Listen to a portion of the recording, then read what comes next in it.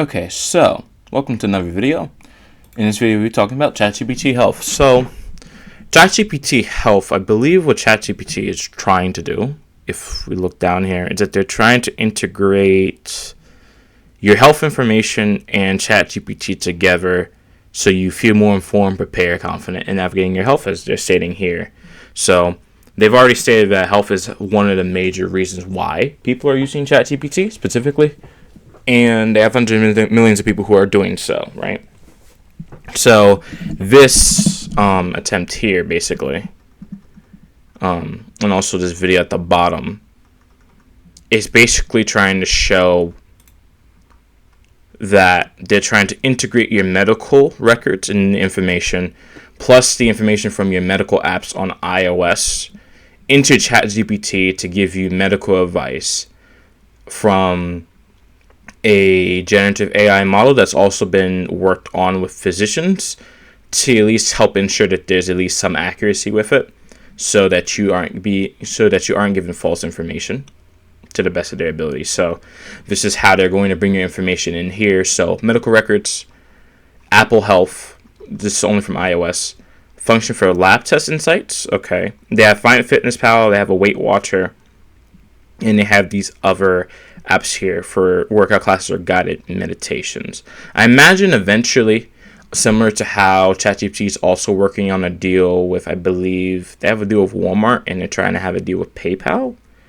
I think those should be on screen. I have to go find them. But all of those deals are basically to expand ChatGPT's reach. So a lot of the chips that they bought, the 40% of the global DRAM globally, I'm thinking that Sam Altman, the reason he actually bought all of this is mainly to build out his tech stack. So he has the infrastructure ready. So ChatGPT, instead of another AI program, will be the basis of pretty much everything. Editor me here. By everything, I mean Chinese companies. They don't want that to happen. So pretty much everything. So with ChatGPT, within the next 10 years, you'll be able to pay your bills with it, teach, it will educate your child, it will teach them how to do music, it will teach them how to do, how to draw, for example. It could also look at your medical health, tell you when you're going to have a heart attack, maybe, if they really want to invest in it. Let's see what's going to go. So, I mean, in theory, it sounds good. I think one of the major issues with this, though, is, at least in my opinion, is I think how are the medical records stored? Because I believe that they're required to, by law, to at least keep all of their records on file to be looked at any time.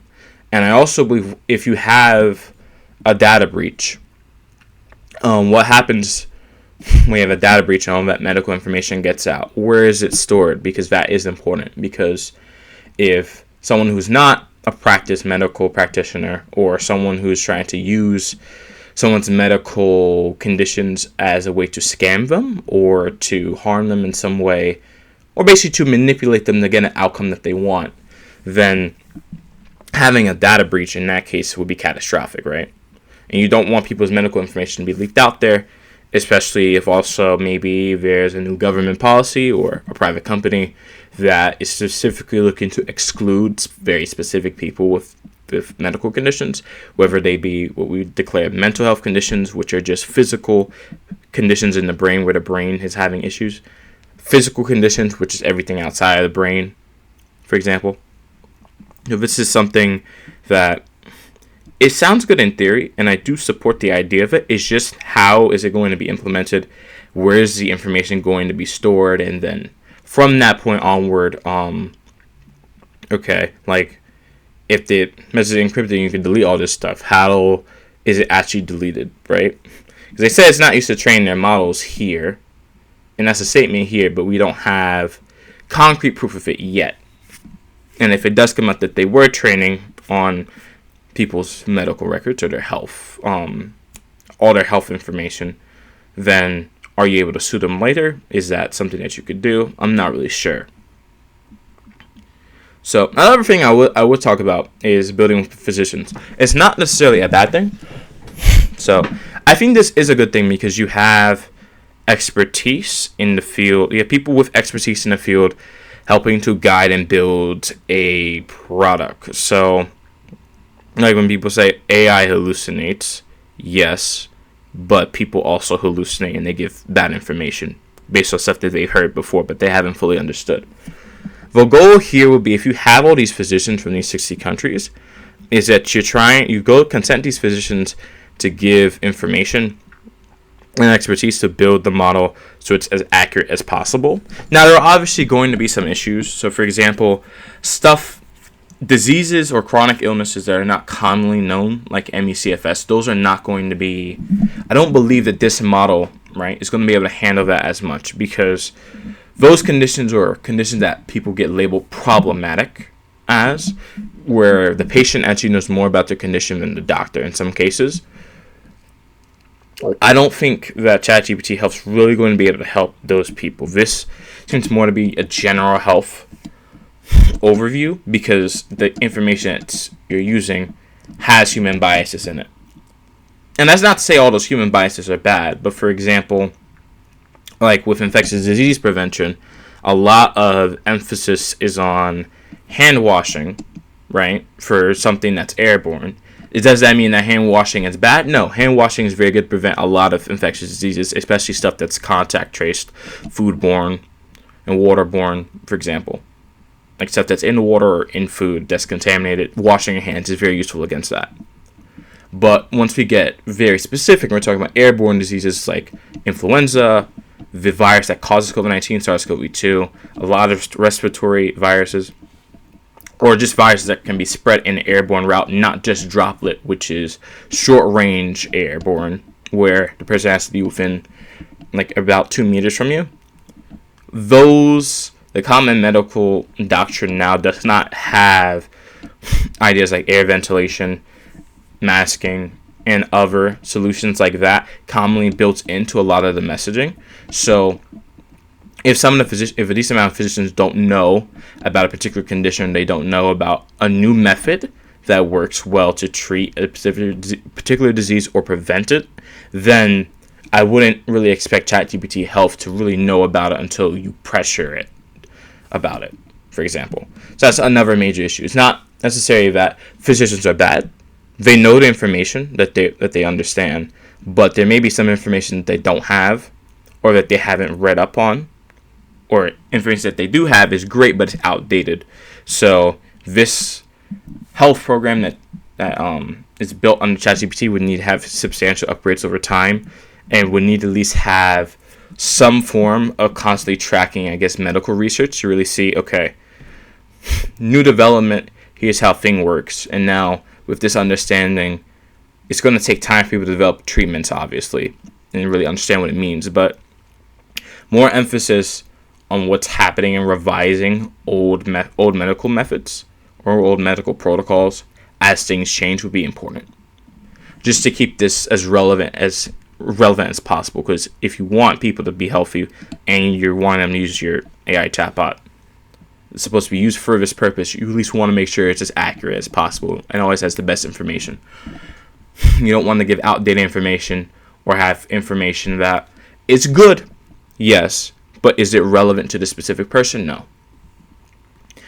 They do have a waitlist feature here. I don't believe I'm going to use this personally.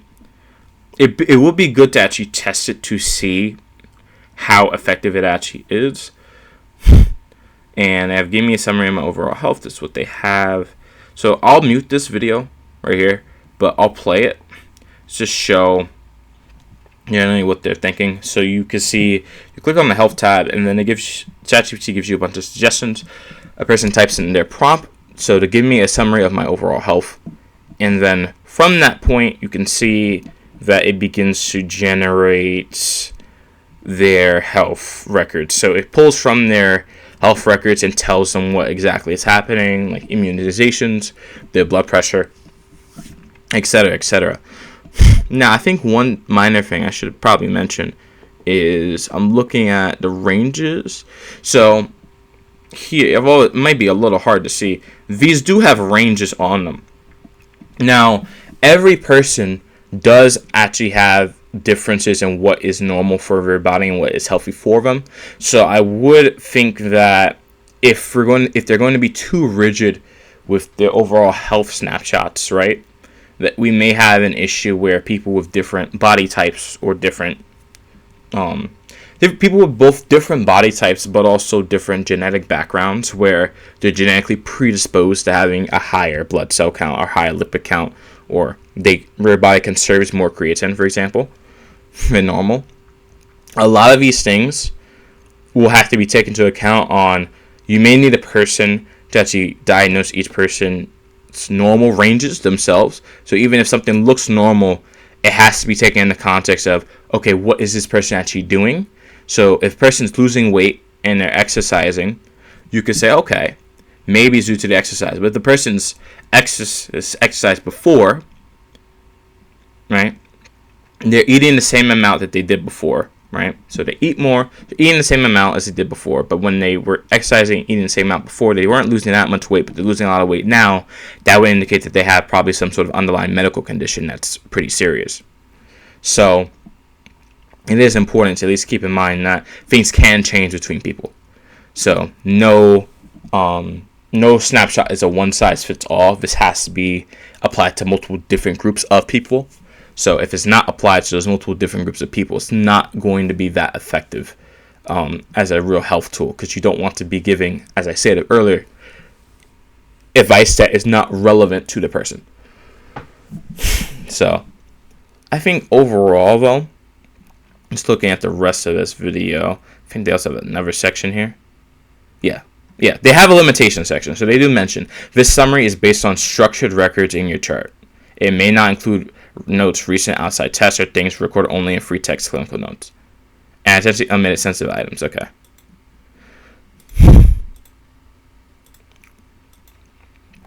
So then they ask about your physical, what should talk to your doctor about, and then here is what they list. So the AI chatbot, through statistical learning and deep memory, is giving information to the person who prompted it, saying what they should talk about, general ideas. It was not being very specific here, right?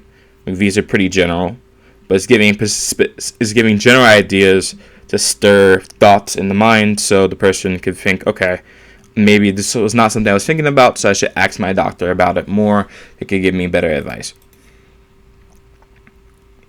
right? And sometimes maybe like this may get better information than the doctor, depending on who you speak to. So it's just good to just have this as a resource, but again, it wouldn't be good to over rely on it, I would think. But overall, I think for OpenAI itself, not just including the health, just moving past the idea, this is more just another way for them to expand. So if they already have the DRAM, they're already building the data centers they need. You don't need this much power for just an AI model. This is more, okay, we need this much power because we're integrating it to everything, so it's going to be able to do, like I said earlier, your shopping. It will be able to educate you. It will be able to run your health records. It will probably be able to do almost everything in the future, just based on how much effort's being put into it. So I more likely assume that the data center usage for this, or the data center is being used for this, right, being built to operate ChatGPT and models like it, but will be most likely they're built up this high for both cloud computing as well, and to serve the needs of the entire population, where you don't have to use a computer, right? You're not using a computer to do all the tasks. You're relying on a company or foreign infrastructure to do stuff. Similar to how you're not building your own car, or you're not building your own road to get somewhere. It's already provided for you. Okay, so another thing for this idea is generally also that because they're building this large-scale infrastructure for everything, so this will just be a black screen moment, the infrastructure that they'll be using for cloud computing will basically mean that you're not necessarily going to need a computer. So, for example, like I have a pretty strong computer right now.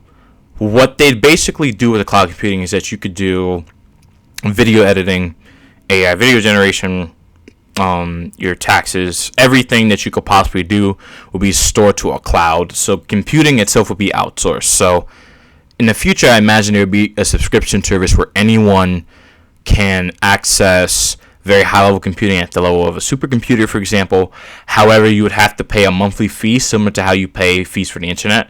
So I believe eventually, like how AI companies are going right now, and these large just tech companies in general, what they're probably going to do is integrate something along the lines of with the internet, where you have a bill that you have to pay to a data center to be able to access your files and all your personal information that you have online, because your personal computer may be too weak to run something, or just in the future in general, we may have an instance where, okay, the vast majority of RAM is going to be going into either a data center that's used for Reddit, YouTube, hold medical information, like for hospitals, for example, and then all that information is in there, but the actual hardware that's designed for consumers, yes, it may be strong at that point, but it has nowhere near the levels of speed that a data center will have how many GPUs. So, like for example, a person who would be rendering something in Blender or generating AI image, because they have roughly the same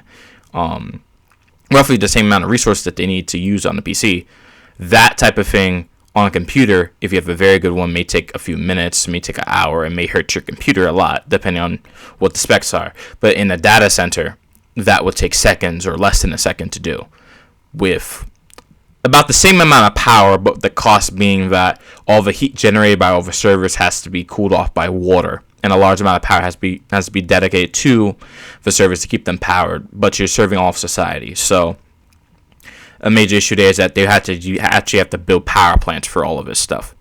If they don't do that, then you're going to have energy shortages where people who are in their own homes don't have enough power to use. So that would be one major reason why electricity prices will go up already from where they are, which they've gone up due to like geopolitical tensions. But AI itself is not the reason the power is going up, but the expansion of data centers and the large amount of GPUs that they have is a major reason why the electricity price I would expect to go up. But if they're building it for this purpose, it would make sense. But the alternative is that the more power has to be generated in some way to actually be able to offset this, and then the systems that we have already for computers need to be made more efficient.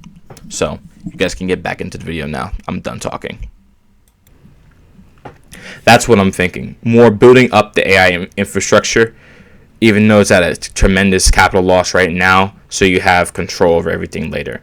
Similar to how they have the Disney deal, where Disney give them a sign with IP rights to have Sora generate Disney characters. That hasn't been done just yet, but we can actually generate Disney characters in Sora. But I believe that will come eventually. And then same thing with Walmart being able to purchase goods, PayPal being able to buy goods, be able to monitor your credit card information, and also I believe they don't have Pinterest. They were predicted to buy Pinterest. We'll see if they actually buy it. It would make sense for them to buy it, because if they buy all the creative platforms and they have their AI model run it, they could technically, in a way, they control all of it. They control everything that's on the platform. So they could both train off the data, but they could also say to artists, right? Not artists generally, but they could also get to specific people or like they get people used to the AI, or they get people used to the AI because they get them early. So the people become attached to AI to do the things that they want it to do. And then it also could teach them the actual hobbies, what they want as well. So then in the future, you'll have a camp where people who dislike generative AI or hate it to such a point, like at the very far end. And then you'll have people who are not necessarily pro AI, like they're pro the technology because of the technology itself, but more they're pro the benefits that it gives them. And because the company is giving them the benefits and their AI is telling those people how